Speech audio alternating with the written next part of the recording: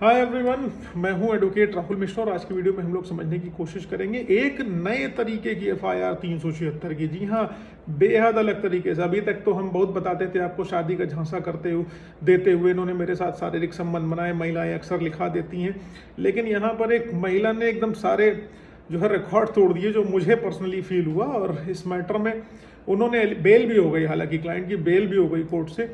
इस मैटर में उन्होंने एलिगेशन ये लगा रखा हुआ है कि, बताता हूँ डिटेल में, लेकिन उससे पहले मेरी आपसे रिक्वेस्ट है कि अगर आप लोग चैनल पर नए हैं या पहली बार आ रहे हैं, अभी तक आप लोगों ने सब्सक्राइब नहीं किया तो प्लीज़ सब्सक्राइब करना। साथ ही साथ पर्सनल रिक्वेस्ट है, अगर आप मुझसे पर्सनली मिलना चाहते हो लखनऊ दिल्ली इलाहाबाद, तो अपना अपॉइंटमेंट शेड्यूल कराकर मुझसे मिल सकते हो। नंबर डिस्क्रिप्शन में मिल जाएगा।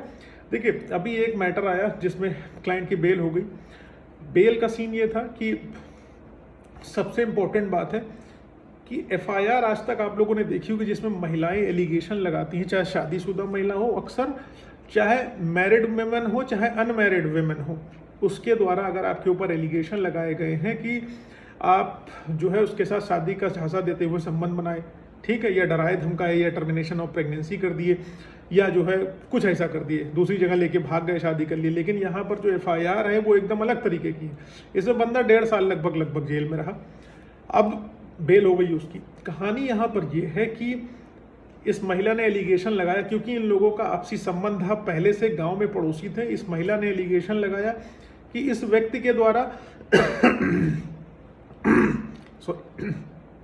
इस व्यक्ति के द्वारा इनको जो है दवाई कराने के नाम पर झांसा दिया गया। जी हाँ, इनका महिला का कहना था कि ये लगातार बीमार रहती थी, ये बाहर दवाई कराने जाना चाहती थी। इन्होंने दवाई कराने के लिए इसी व्यक्ति को चुना क्योंकि ये इसके घर के पड़ोस में रहता था और इनके घर इनका आना जाना था, इसलिए इनके ऊपर भरोसा करके हमने कहा कि चलो हमारी तबीयत खराब रह रही, दवाई करा दो। तो इन्होंने हमको कहा चलो ठीक, हम एक बहुत अच्छे डॉक्टर को फलाने जगह पर जानते हैं, वहां पर तुमको हम ले चल के दवाई कराएंगे। ठीक, अब इन्होंने लिखाया कि हमको दवाई कराने का झांसा देते हुए बलात्कार कर लिया दूसरी जगह ले जाकर। इन्होंने एलिगेशन जो लगाया कि हमको दूसरे शहर दवाई कराने के झांसा देते हुए लेके गए, वहां पर बोले कि सुबह डॉक्टर साहब मिलेंगे, रात में हम लोग कमरा बुक कर लेते हैं। इतनी इनोसेंट है, समझ लीजिए। दूसरे जो है जगह गए, दूसरी लोकेशन, दूसरे शहर गए, रात में वहाँ एक कमरा बुक कर लिया, कहे डॉक्टर साहब सुबह 11 बजे मिलेंगे, तब तक हम लोग यहाँ आराम कर लेते हैं। उसके बाद हमको बोला तुम ऊपर सो जाओ, नीचे बिस्तर पे जमीन में सो जाएंगे। उसके बाद इन्होंने हमको दवाई कराने का झांसा देते हुए जो है लगातार संबंध बनाया। उसके बाद फिर वो संबंध बनाने के बाद हमको वहीं छोड़कर चले आए।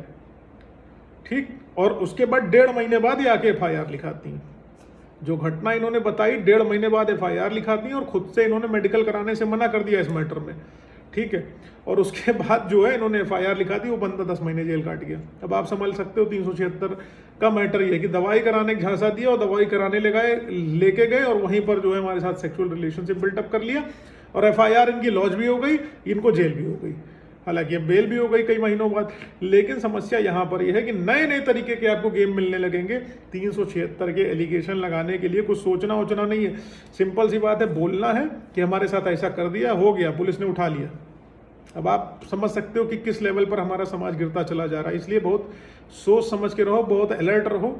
बाकी कोई फर्दर डिटेल, कोई समस्या होगी तो आप अपने लॉयर से डेफिनेटली कंसल्ट करना। मेरे लायक जो सेवा होगी बिल्कुल बताना, हम लोग मदद करेंगे। लेकिन मेरा कहने का मतलब है अननेसेसरी के रिलेशनशिप में लड़कों आने की ज़रूरत नहीं है। अपने आप को प्रोटेक्ट रखो। This will help you through out your life, क्योंकि आपकी क्रिमिनल हिस्ट्री नहीं होनी चाहिए, नीट एंड क्लीन रिकॉर्ड होना चाहिए। आप बचे रहोगे, सुरक्षित रहोगे। ठीक है।